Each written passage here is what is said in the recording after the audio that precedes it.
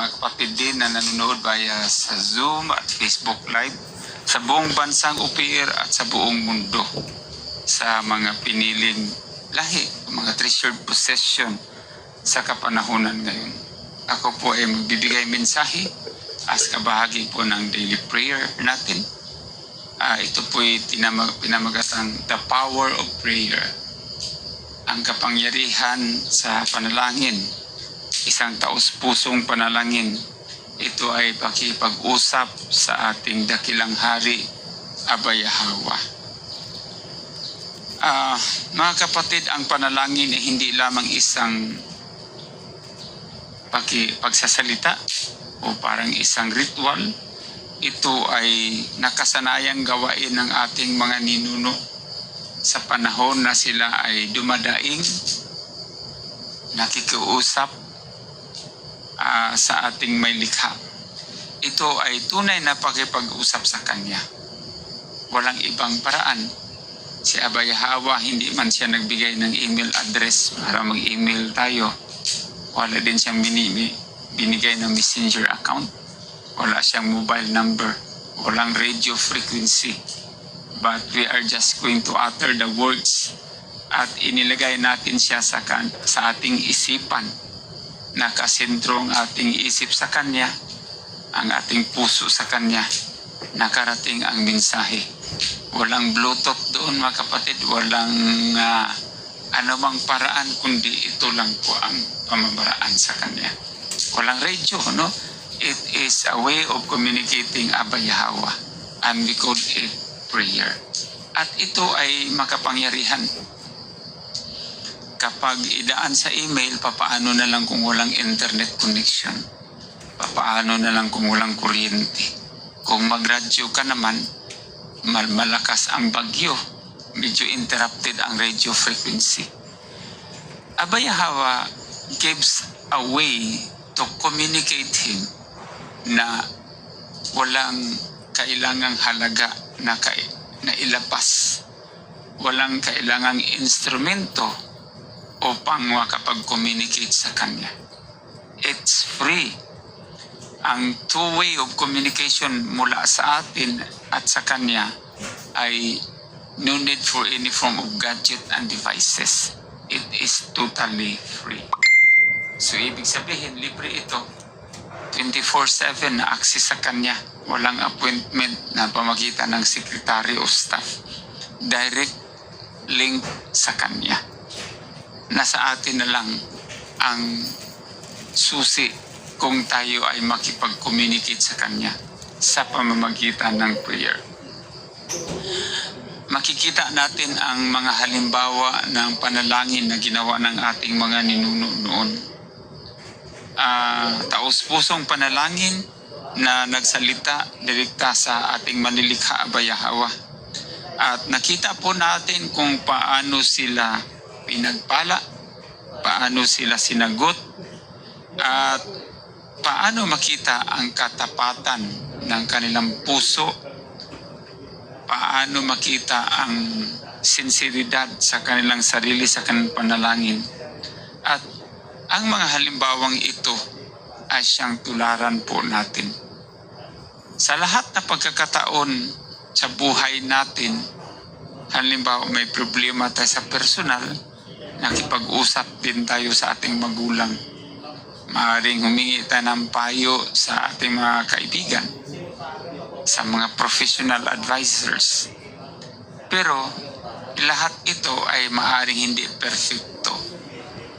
Dahil ang nilapitan natin ay hindi naman perfecto. Ngunit hindi naman masama talaga na tayo ay sumangguni sa magulang natin.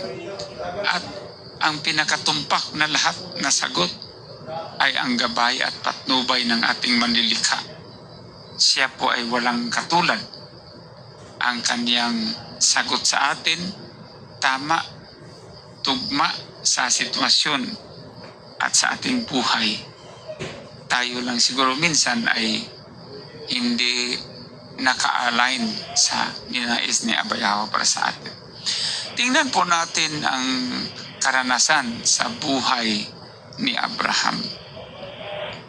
Sa panalangin na may tunay na magandang intensyon at layunin at tunay na malasakit.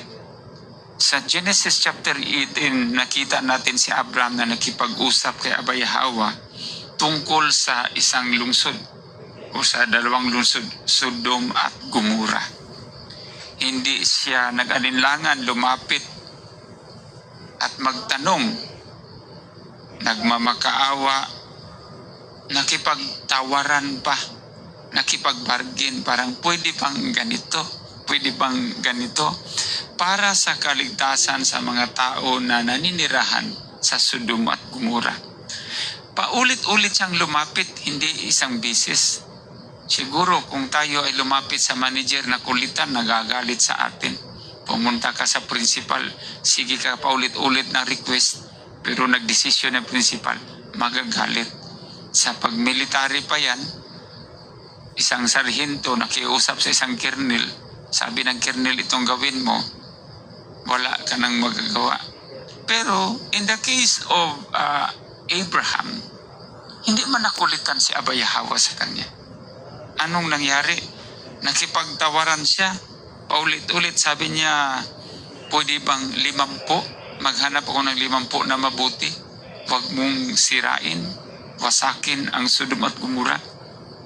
Hanap si Abraham, wala mang 50.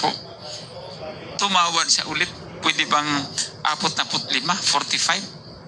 Hanap ulit siya, walang 40, walang 45.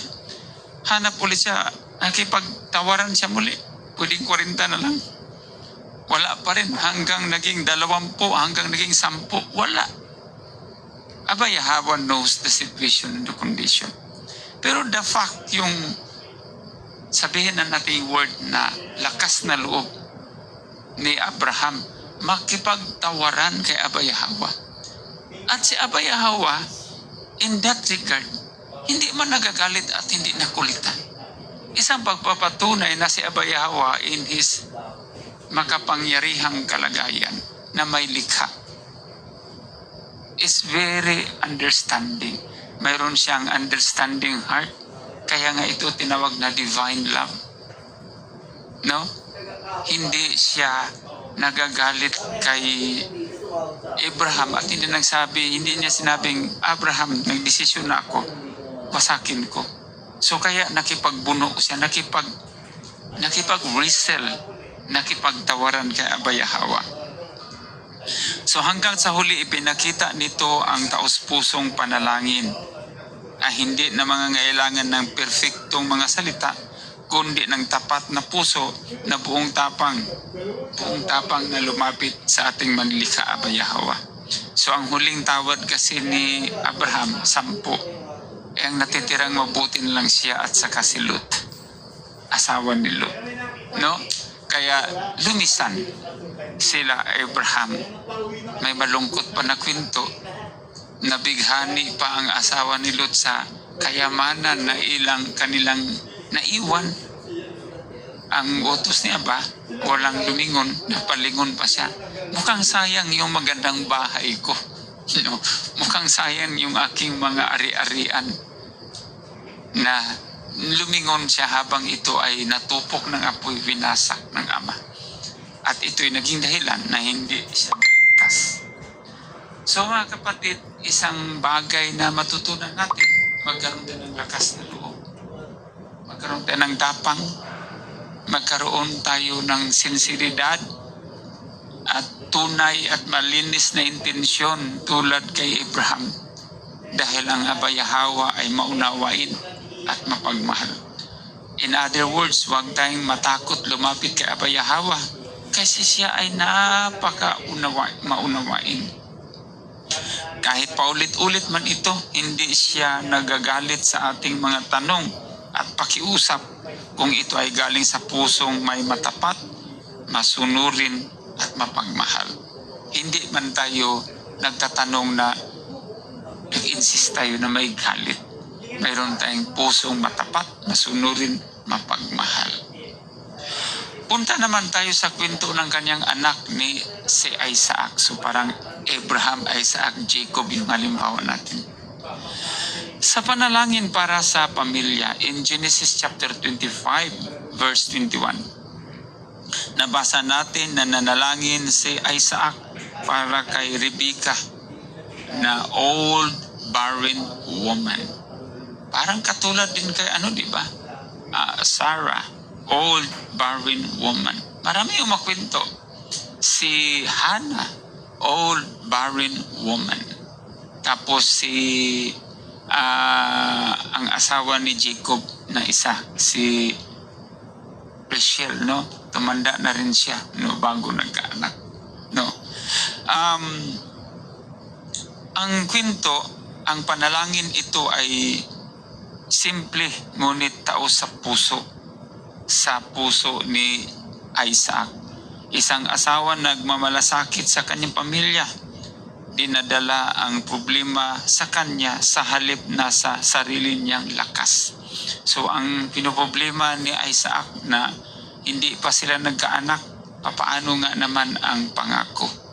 So alam po natin na kwento nito, nagkaroon ng kasiyahan sa puso si Rebecca kasi nagkaroon siya ng anak na dalawa. At yan po ay si Esau at saka si Jacob.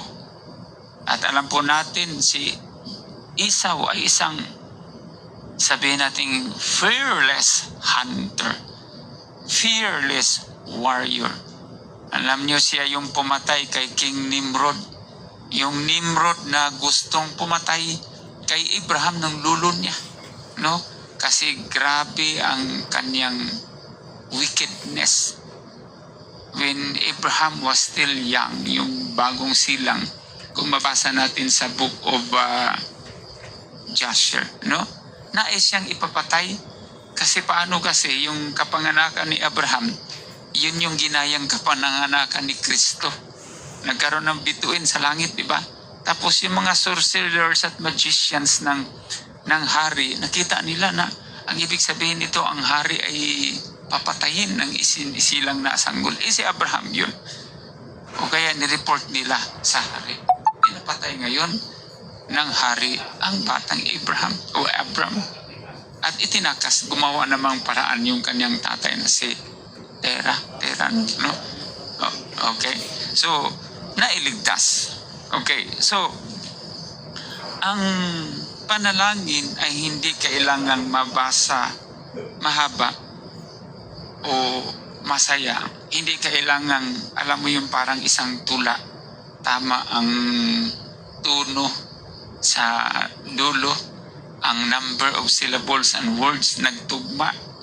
Hindi po kailangan ng ritmo o rhythm ang ating panalangin.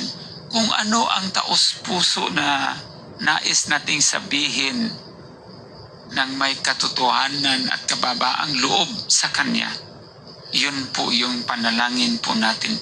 Nilalahad natin ang sitwasyon natin sa buhay katulad sa sitwasyon ni Isaac.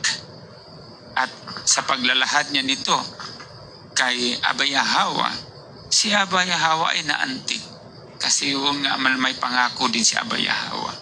Ngunit panalangin ay mahalaga at sa ating pagdulog sa Kanya na may take note always yung taos puso. At dahil sa panalangin ito, nagkaroon ng kasagutan. Kaya sinabi natin, the power of prayer. Ang kapangyarihan na makakamtan natin sa pamagitan ng panalangin. Pumunta tayo sa next generation, next degree mula kay Abraham, Isaac, and then punta kay Jacob. Ang kwento sa panalangin ni Jacob. Ito po'y matagpuan natin sa Genesis chapter 32. Okay? Tandaan po natin na sa Isaac nagkaroon ng 2 anak. At si Esau. And we know the strength, the power kay Esau bilang isang warrior. Sa kwento, okay na ang pamumuhay din ni Jacob, ngunit siya ay umalis sa lugar sa kanyang tinitirhan, sa pamumuhay niya upang makasama ang kanyang pamilya. Kasi galing man siya doon sa kanyang father-in-law. Sino nga yung father-in-law niya? Si Laban, no? medyo may pakatusod dito si Laban, no? Yung sitwasyon ng buhay ni Jacob, no? Ang gusto niyang pakasalan, si Rebecca. Napunta siya kay Leah. No? So, ayun. So, ngayon, nang kailangan ng lumisan ni Jacob doon sa kanyang father-in-law para makasama naman niya yung kanyang mga magulang, no? At in fact, ang kwento nito, grabe ang kasiyahan ni Rebecca at saka ni Isaac nang matunghayan nila si Jacob nakabalik na marami ng anak. At that time, 11 pa lang, no? Hindi pa isinilang si Benjamin or si Benjamin, no? So, hindi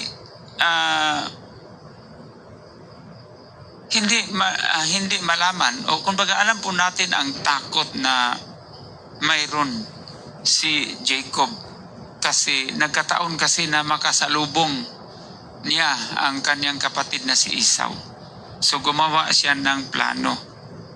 Magbigay siya ng regalo sa kanyang kapatid. Pinauna niya yung mga servants niya. Sabi niya, mauna kayo. Kapag tinanong kay ni Esau, sabihin niya ito ay galing sa iyong servant na si Jacob. Regalo niya sa iyo. At siya po'y pasunod na. Sunod siya sa amin. So, yan ang daan. So, pinaunan niya. Ngunit si Jacob ay taos-pusong nanalangin kay Abba Yahweh. Okay? Dahil alam niya. Pero alam niyo ba ang kwento na nagkasalubong si Jacob at saka Esau? It's a reunion of the two brothers. No? At nakita ito mga anak mo, mga maliit pa. Mga liit pa. Ngayon, anong ginawa ni Jacob? Tumulong pa, nagbigay pa ng, I cannot remember the figure, the number. Nagbigay pa ng mga, kumbaga tumutulong na magdala ng mga gamit ni Jacob papunta dun sa kanyang paruroonan. Nagpadala ng, kumbaga, mga magkakarga, mga kargamento niya, mga daladalahin ni Jacob kasi nakita ni Esau, maliliit pa yung kanyang mga anak. Tinulungan. So, mga servants ni Esau, tumulong ngayon sa pagdala ng mga gamit ni Jacob. So, yung takot niya, nagresulta ito sa reunion ng dalawang magkapatid. Dahil, alam po natin kung paano siya nanalangin. Dahil ang kwento pa, alam naman natin na panganay po si Esau at ang birthright niya napunta ngayon kay Jacob. At alam niya, sobrang tapang. Wala ngang kinakatakutan si Esau. So yun yung iniisip niya, baka paslangin siya ni Esau. Ngunit dahil sa kanyang panalangin na nakipagsumamo siya kay Abba Yahweh, no? Taos-pusong panalangin. Buong gabi, daybreak, buong gabi nga, hanggang maabot ng umaga yung kanyang panalangin. And that is the story of Jacob. Ngayon, punta naman tayo sa kwento ni Moses. No? Kasi ang mga halimbawa, ang magandang halimbawa ng mga pinuno ng ating mga ninuno noon sa kanilang kabutihan, doon po tayo magkaroon ng lakas ng loob para sa kapanahonan natin ngayon. In Exodus chapter 32, kung maalala po ninyo, ang sabi ni Abba Yahweh kay Moses, hindi na ako sasama sa inyo sa lupaing pangako. Kasi baka mapatay ko lang kayong lahat. Dahil sobra nga namang pasaway ang mga ninuno natin. No? So, kung walang gabay na, at sabi ni Abba Yahweh, magpadala na lang ako ng anghel. Parang in other words, it is a very clear message, mga kapatid, on the other side sa ating mensahe. Abba Yahweh talaga ay personal na naggumagabay sa ating mga nun. It's not by somebody, hindi by virtue of his messenger or emissary or by virtue of his angels. Siya mismo, when he said, magpadala na lang ako ng anghel, ibig sabihin talaga palang siya ang harapan, nagbigay ng direksyon kay Moses. Naalala niyo yun doon sa tinatawag na tildang tipanan at tent of meeting, pupunta siya doon at haharap siya kay Abay Hawa. Abay Hawa is talking face to Moses para magbigay ng direksyon sa nararapat nilang gawin. So dahil alam naman natin na ang kwento, nagsamba naman itong mga ninuno natin ng gintong baka. Kung you just imagine, no? Pinilit pa si Aaron ng gumawa. Naadamay pa si Aaron, papatayin siya pag hindi siya gagawa. Ginather nila yung mga jewelries nila, tinutunaw, at ginawang gintong baka, golden calf, gintong guya. At ito'y sinamba nila. So si Abay Hawa, hindi pa naisip ng mga ninuno natin nung pasaway na masyadong insulto. Yung, we'll just use the word miraculous power, no? Yung tindi ng kapangyarihan ni Aba, hindi naman mahati talaga basta-basta ang dagat. Yung hatiin mo maging bakante and there is a highway at the center at dadaan kayo. The law of physics, natural law, paano nangyari yun? Diba? And of course, dahil si Abay Hawa naman ang may akda ng natural law, siya naman, kanya man ang creation yan, kanya mundo. So kung paano nahati yun, basahin natin niya dahil sa kanyang kapangyarihan. Hindi ka ba maantig doon? Diba? In the hands of the wicked Egyptians, you are set free. Doon pa lang sa pakipagbuno ni Moses doon sa Pharaoh. Diba? Kung paano nagkaroon ng plague sa lugar. And that is the power of Abay Hawa. Witness sila doon. They are a witness of the event that transpired. During the Passover, naglagay sila ng dugo sa doorstep nila, sa pintuan. Then the slaughtering angels will pass by. Yasheral ang nakatira dito. So, hindi pinatay, no? Ang mga lalaking panganay ng Egypt, nagkaroon ng patayan, no? Pinatay ng anghel. Kaya may Passover, nilagpasan lang yung ating mga... They are a witness of that. Kung mayroon mang namatay na, the story was carried away by the generations. Diba? Naisalin ang kwento. A pillar of cloud by day, a pillar of fire by night. A manna for 40 years. Tapos, na ganito pang ginawa nila. Kaya, yun ang sinabi ni Aba. Ngunit si Moses, hindi pumayag. Kung siya just imagine, sabi ng Aba, hindi na ako magpadala, hindi na ako sasama. Si Moses ang hindi pumayag. At grabe din ang pakipag-usap niya na ang desisyon ni Aba na hindi na ako sasama sa inyo ay baguhin. Na-imagine nyo ba? Naisip nyo ba? Halimbawa, ilagay natin sa perspective dito, gobernador, nagdesisyon gobernador, ikaw, board member, si Charpa City, hindi ka na, ganito na gawin mo. Utos ng gobernador, wala kang magawa, sunod ka eh. Hindi na mabago yan. Dahil yan yung decision. In fact, ito ay consequence sa kanilang mga action sa pagiging pasaway.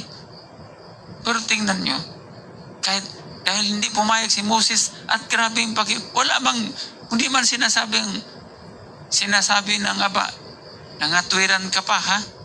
Wala mang sinabi si Aba. Si Moses ay taos-pusong nakikiusap at nanalangin. At makikita natin yung mapagmahal na puso ni Aba at maunawain. So, nagbago. Naggabay pa rin si Abay Hawa. Although we all know the story na si Moses ay hindi niya na tapakan mismo ang lupang pangako. Ipinakita lang sa kanya ng Aba, Moses yan ang lupang pangako. No? Grabe naman kasi ang pagiging pasaway kasi ng mga ninuno natin. Kaya pati emosyon ni Moses, sabi, walang tubig, itaas mo yung tungkod. Sa inis ni Moses, hinampas yung bato. No? Sa kapasawayan ng mga ninuno natin. Lumabas naman tubig, tingnan mo ha. Ang utos ni Aba, itaas, hinampas ni Moses. So, di ba mayroon siyang hindi pagsunod? Ito lang po ay bunga ng kanyang galit. Naunawaan naman siya ni Aba. At pinalabas pa rin ni Aba yung tubig at hindi sinunod yung utos ni Moses. No? Ganon po ang ating abayahawa. Kayo kaya kapag may nag-utos kahit hindi sinunod yung utos nyo, siguro yung kilay ni Sister Maria Fe, nagsalubong na yun, no? Tapos yung kanyang noo, ilan na kaya ang kunot-kunot dyan dahil hindi sinunod yung utos? Baka namula na sa galit. Sabing itaas, sinampas mo. No? Pero mayroon ba tayong marinig sa kwento na si Abayahawa ay nagalit kay Moses? Si Abayahawa ay grabe ang kanyang understanding heart, understanding mind. Kaya tinatawag ito divine love. Okay? Unforgiving, yung grabe, basta love kaling kay Abayahawa. So, ibig sabihin, ang tunay na panalangin ay hindi lamang tungkol sa sarili. Kapag natuto tayong ipanalangin ang iba, katulad kay Moses, ng tao sa puso, doon natin mararamdaman ang malalim na koneksyon kay Abayahawa. Ang prayer naman kasi ni Moses hindi naman para sa sarili, para sa sambayan ng Yasharan, para sa lahi. Okay? So, grabe ang kasagutan, grabe ang pagpapala, grabe ang blessings. Mayroong kwento dito naman sa Genesis chapter 6 verse 24 to 26. Ito ay pagpapala ng kahanin. At basahin ko, di ba, ito ay the blessings of the kahanin. And anong sabi ni Abayahawa? Sinabi ni Abayahawa kay Moses, sabihin mo kay Aaron at sa kanyang mga anak, ganito ninyo pagpapalain ang bayan ng Yasharan. Utos po ito ni Abayahawa. Ganito. So may klarong instructions to the kahanim how you're going to pronounce the blessings to the Yasharal people. And simply po yan, mga kapatid, sinusunod. We all know that the instructions of Abayahawa, that this is how you're going to bless the Yasharal people. We are doing that word for word, literally. Dahil yan ang ipinag-utos. Wala tayong sinuway doon. At ang utos na yan ay nangyayari thousands of years ago. Nakasulat sa Torah, nakasulat sa Numbers chapter 6. This is how you bless the Yasharal people. Why? Because in that blessings, mga kapatid, Abayahawa will grant it unto us by the words of the kahanim as the blessing was being pronounced. And because that blessings is a direct instruction of Abayahawa, isn't it that we have all the reason to rejoice?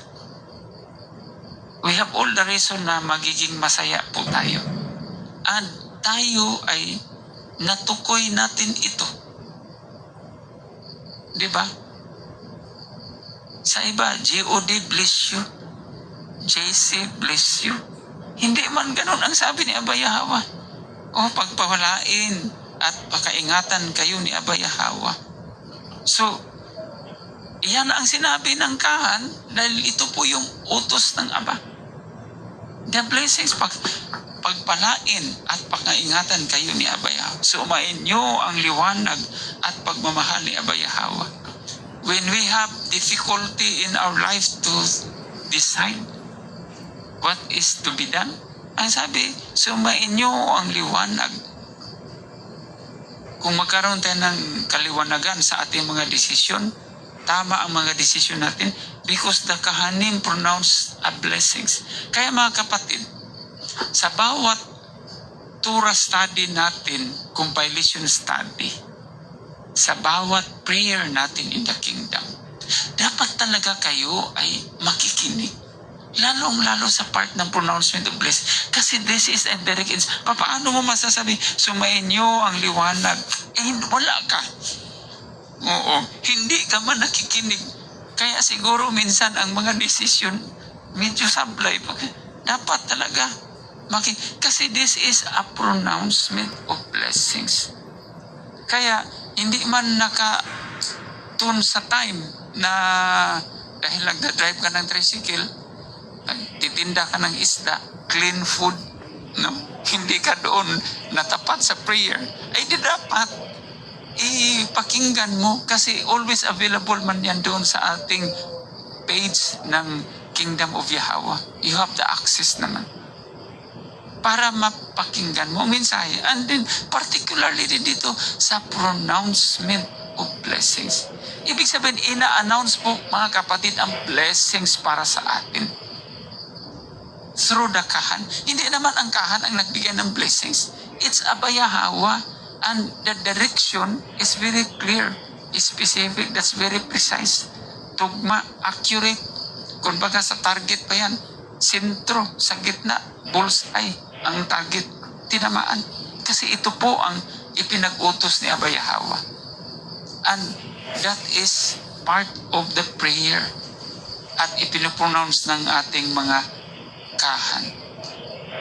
So, ano ang mga pagpapala sa taos-pusong panalangin? Kung isa-summarize po natin, nagbibigay ito ng lakas loob, gaya ni Abraham, nakipagtawaran. Ano pa? Nagdadala ng pagpapala sa pangangailangan ng pamilya, gaya ni Isaac. No?